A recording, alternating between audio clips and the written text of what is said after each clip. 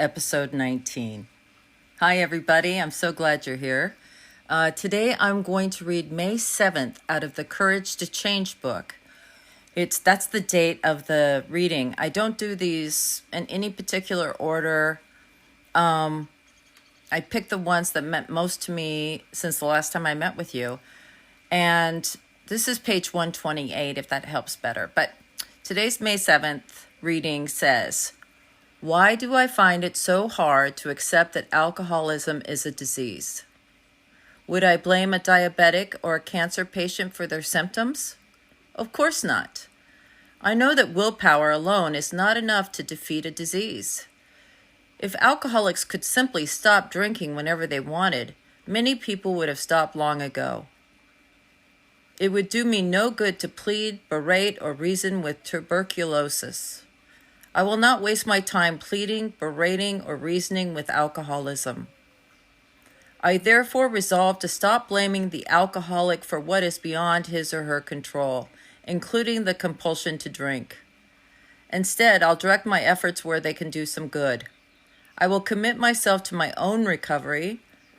I know that improved health in one family member can have a profound effect on the rest of the family. In this way, I can make a much stronger contribution to the well-being of those I love than I ever could by trying to combat the disease that cannot be controlled." Today's reminder: when I accept that alcoholism is a disease, it becomes easier to recognize that I, too, have been affected by something beyond my control, and to begin to recover from those effects. You know, this is a great reading. And I wish every single person on the planet who loves an alcoholic or an addict would be able to hear my podcast today. I say this a lot, and I'm going to say it again, and I'm going to say it for you, because you are listening to this because you love an alcoholic addict. And this is very hard to understand. This disease of alcoholism is, cunning, baffling, and powerful. Alcoholism centers in the mind. It's a mental health issue. The alcoholic, suffers from an abnormal state of mind and body. What does that mean? That means you see the body part, an abnormal body. You see someone putting alcohol in their body when the consequences are catastrophic. You see someone pick up a drink and drink it. You see someone pick up a drug, pick up, gambling, whatever they're doing, porn, gaming addiction, and you think, why don't they stop? The thought may have even crossed your mind. I'm going to talk about alcohol as the drug, just because I'm just going to use one drug to explain this. So alcohol is the drug I'm going to use. So you may even think, okay, if alcohol is the problem and I can get them to quit drinking, everything will be okay. So I better hide all the alcohol. Well, you probably have tried that. Does it work? No. An alcoholic will find alcohol regardless. And if there's no alcohol, they will find something else. They are desperate. They have a craving, an allergy beyond control. This is the physical part. This is the abnormal body. And I know you know this part. I mean, this is the part where, people will steal money out of your wallet, whatever they need to do to get the next drink. And when there's no alcohol, they'll find something. They've got to treat that alcoholism, right? They've got to treat the disease. There's a craving, and it must be treated. So, for example, during the pandemic, well, you hear this a lot. You've heard this a lot with people. There are people that go to treatment and they take all the alcohol away, and they end up drinking Lysol or, Listerine, Drano, During the pandemic, we saw a woman here in Palm Springs who was very sick and alcoholic, and of course everything shut down except for the necessities. Now, what's interesting is the necessities, one of them was liquor stores. Liquor stores stayed open. That's because it is a necessity. I mean, people don't have a choice. They have to drink. And this one woman walked into a store and they had those big gallon-size hand sanitizers.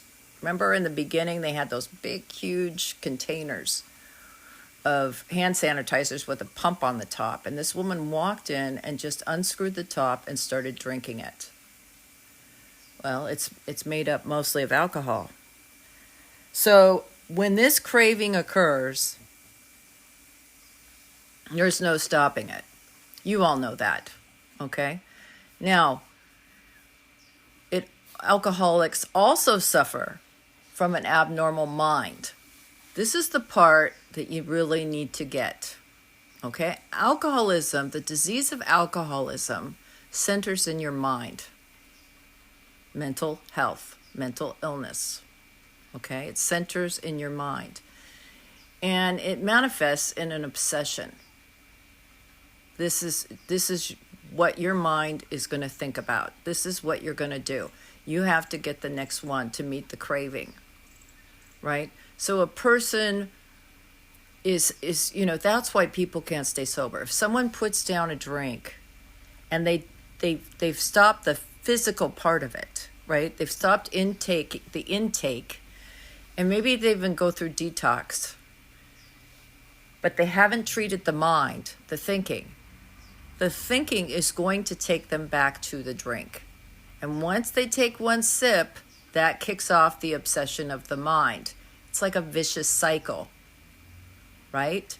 So a lot of people think, I'm going to send them to treatment, I'm going to send them to detox, and they're going to come home great.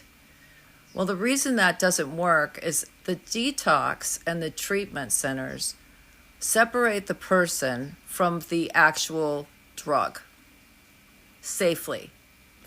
They will separate, and they'll give them some time without it. Treatment centers kind of start to talk about the mental part.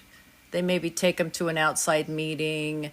They maybe try to discuss the scientific aspects of alcoholism, which really are baffling when you're trying to get sober, trying to listen to that. But what they're trying, and then they let you out because your insurance is only going to pay for so much. And they're hoping that you go to AA and you learn about what's wrong with you. You go to some kind of continued treatment to treat your mental illness. It's not a one and done. You're not cured of alcoholism.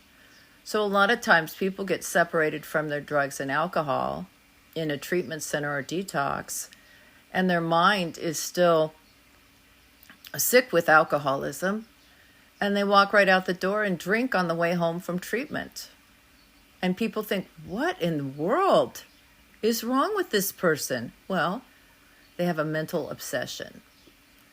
The mental obsession, this mental state that they have, a mentality, an alcoholic mentality, is one of, unhappiness, bitterness, resentment, fear, guilt, self-pity, irritable, restless, discontent, uncomfortable in our own skin. We don't fit in. We're agitated. And, these signs are very common. If you see someone who quit drinking and isn't treating their alcoholism, their mental part, right? Because if they don't treat thinking, they're just going to be a dry drunk. They're going to be a miserable, sober person. And I don't know if you've ever seen someone like that, but it's almost like they're so horrible to be around that you think, God, give them a drink, right? That's because of the mental aspect of alcoholism. So alcoholism is a disease that centers in your mind, and it has to be treated. And if you don't treat it with drugs and alcohol, if you don't treat it with alcohol, you'll treat it with marijuana. And if you don't treat it with marijuana, you might use cocaine or meth or heroin. A lot of people that quit drinking start gambling or shopping. The list goes on and on. So there has to be a total recovery. So it's mind, body, and spirit, and it's a spiritual malady.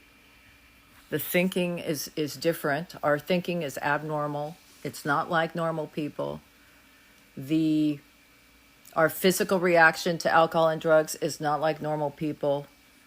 Sometimes we can drink so much that people can't believe we're still alive.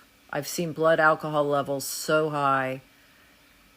And then I've seen people that black out on, a glass of wine. We react different to medicines. I do, at least I do. And a lot of people I've helped do. I can take a Sudafed and it can knock me out for 3 days, where someone else takes a Sudafed and is fine. And I can be given some drug for, after surgery or something, and it doesn't work at all. Some heavy duty narcotic. So you have to understand the person is mentally and bodily different, right? They have a disease. It's not just, like it says, it's not just willpower. The thing that's different about it, in this reading, it talks about, well, I wouldn't be mad if somebody was diabetic or had cancer. The problem is with when you have a diabetic or a person with cancer or tuberculosis or whatever, and they are sick, it doesn't affect everyone around them. And what I mean by that is, yes, people are affected. People are concerned and upset and sad, and it's terrible, but they don't really catch the disease. They don't suffer from cancer, right? They don't suffer from diabetes. But the people around an alcoholic suffer from alcoholism. They suffer from that illness. It tears families apart. It destroys relationships. It makes people neurotic. Other people end up with their own mental health issues because of it. So it's a little bit different. It's also, because it centers in the mind, it's more like, to me, comparing it to diabetes or cancer, it's more like if someone had schizophrenia or OCD or BDD.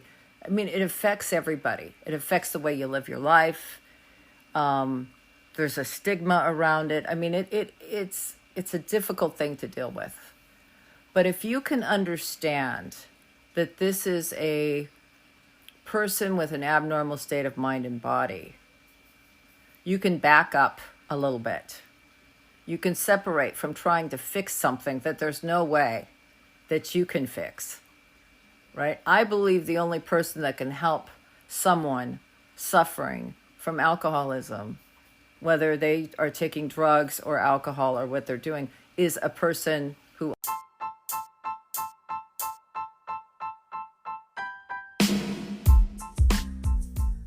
Welcome to the Courage to Change with Karen podcast, the place where we get real about addiction recovery and celebrate the victories against struggle.